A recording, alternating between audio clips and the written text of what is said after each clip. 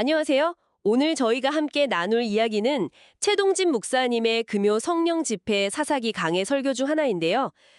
구체적으로는 32번째 설교 사사기 13장에 나오는 삼손의 출생 예고 부분입니다. 네, 그 삼손 이야기, 아예 없던 부부에게 하나님의 사자가 나타나는 그 이야기죠. 맞아요.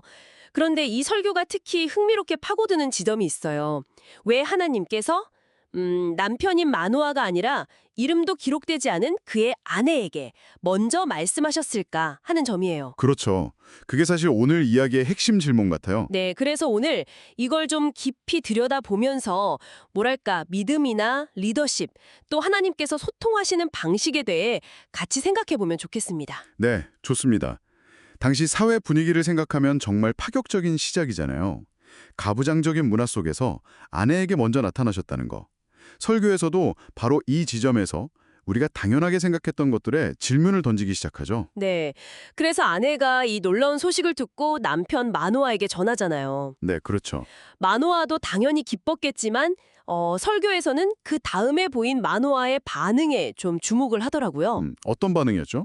직접 확인하고 싶어 했고 그래서 하나님께 기도를 하는데 그 기도 내용이 좀 특별해요. 아, 그 기도요? 네, 사사기 13장 8절을 보면 기도하면서 우리라는 단어를 3번이나 반복해서 사용해요. 아, 맞아요. 우리에게 가르쳐 주소서, 우리가 어떻게 행하리까 이런 식으로요. 네, 꼭 이 일의 주도권을 자기가 다시 가져오고 싶은 것처럼 느껴지기도 하고요. 이 우리라는 강조, 설교에서는 이걸 어떻게 풀이하던가요? 설교에서는 이 부분을 마노아가 상황을 좀 자기 방식대로, 자기 뜻대로 이끌고 가려는 마음의 표현으로 봐요. 중요한 계시가 아내를 통해 왔다는 사실 앞에서 자신이 이 사건의 중심이 되고 싶어하는 그런 인간적인 마음이 드러난다는 거죠. 아, 그렇군요. 다장으로서 좀 그랬을 수도 있겠네요. 네. 근데 여기서 정말 흥미로운 건 하나님의 응답이에요. 응답이요? 네. 하나님께서 마노아의 기도는 분명히 들으셨는데 그 응답 방식이 달라요. 사자가 다시 나타났을 때 또다시 아내에게만 나타났다는 거죠. 아, 또요? 마노아가 기도했는데도요? 네. 심지어 아내가 남편에게 가서 보소서 전에 내게 오셨던 그 사람이 내게 나타났나이다 라고 말하는 장면이 이걸 아주 분명하게 보여주죠. 와, 정말 하나님의 방식은 예측하기 어렵네요.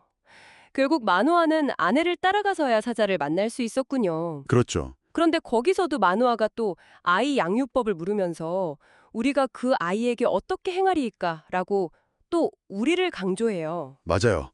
계속해서 그 우리라는 틀 안에서 생각하는 거죠. 이때 돌아온 사자의 답변이 정말 결정적이라고 할 수 있겠는데요. 네, 정말 그렇죠.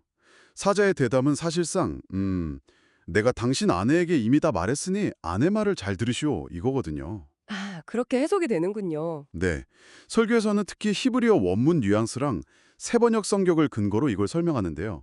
14절에서 내가 네 아내에게 말한 것들을 그 여자가 다 삼가서 라고 번역된 부분을 보면 모든 명령과 책임이 아내에게 주어졌다는 걸 강조하고 있어요. 와, 이건 정말 마노아의 입장에서는 충격이었을 수도 있겠어요. 그렇죠.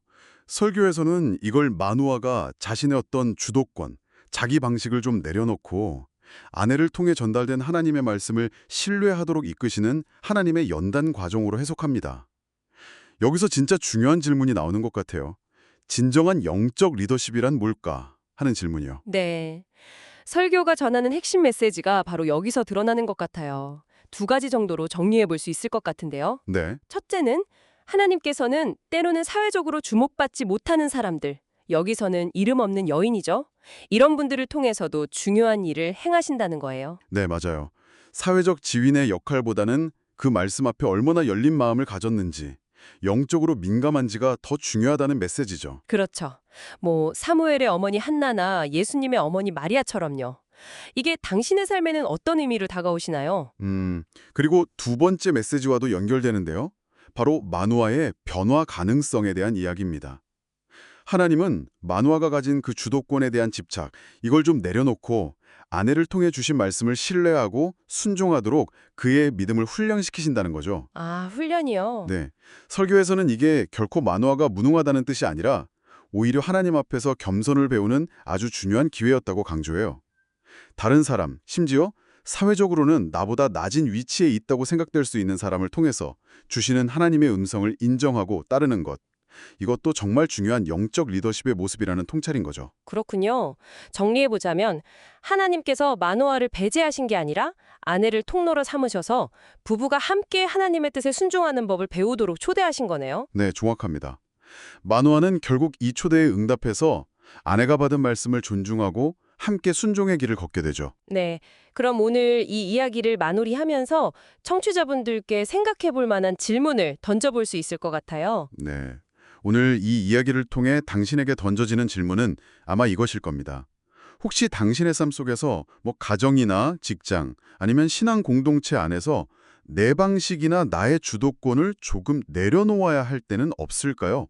그리고 하나님께서 어쩌면 다른 사람을 통해 주시는 지혜나 인도하심에 귀 기울여야 할 영역은 없는지 한번 돌아보는 거죠. 네.